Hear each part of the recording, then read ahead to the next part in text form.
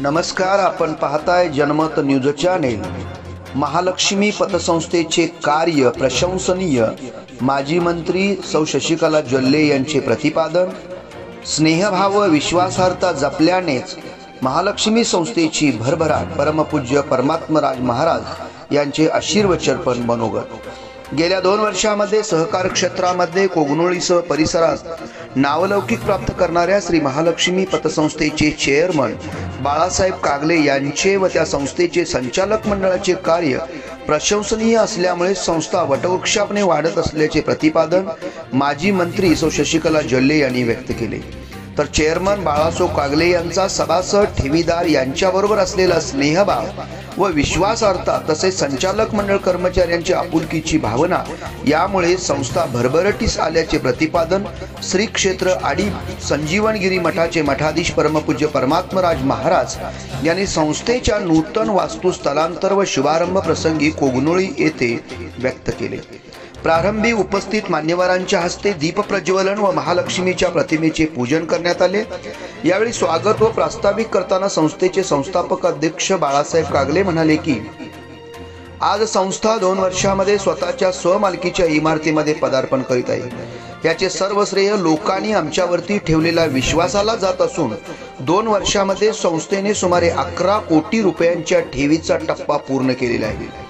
कोगनोळीसारख्या गावामध्ये अनेक संस्था असताना लोकांनी आमच्याप्रती दाखवलेला विश्वास हा आम्ही नक्की सार्थ ठेवू। संचालक मंडळाच्या कर्तव्य दक्षतेमुळे व कर्मचारी सभासद ठेवीदारांच्या प्रती असलेल्या स्नेहभावामुळे संस्थेची वाटचाल ही गगनभरारीच्या रूपाने होत असल्याचेही यावेळी सांगण्यात आले। यावेळी परमपूज्य परमात्मराज महाराज यांच्या शुभ हस्ते व वीरकुमार पाटील यांच्या अध्यक्षतेखाली संस्थेच्या स्थलांतराचा शुभारंभ करण्यात आला।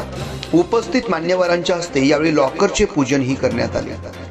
यावेळी आशीर्वचनपर मनोगतामध्ये परमपूज्य परमात्मराज महाराज म्हणाले की एखाद्या व्यक्तीला एखादे घर बांधावयाचे असेल तर संपूर्ण हयात त्याला काबाड कष्ट करून पैशाची तजवीज करावी लागते, परंतु बाळासाहेब कागले यांनी तरुण वयामध्ये अतिशय मोठी यशस्वी झेप घेतली असून या संस्थेचे भविष्य उज्ज्वल असल्याचेही प्रतिपादन केले। म्हणूनच या संस्थेने 2 वर्षांमध्ये कोट्यावधी रुपयांची इमारत उभारल्याबद्दल त्यांनी समाधान व्यक्त केले।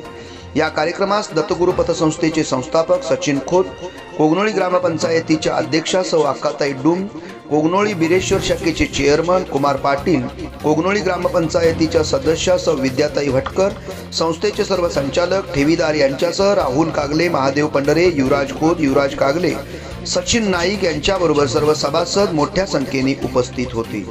या कार्यक्रमाचे सूत्रसंचालन दगडू नाईक यांनी केले तर आभार युवराज खोत यांनी मानले। जनमत न्यूज साठी कॅमेरामन नितीन धनवडेसह राज कोळेकर।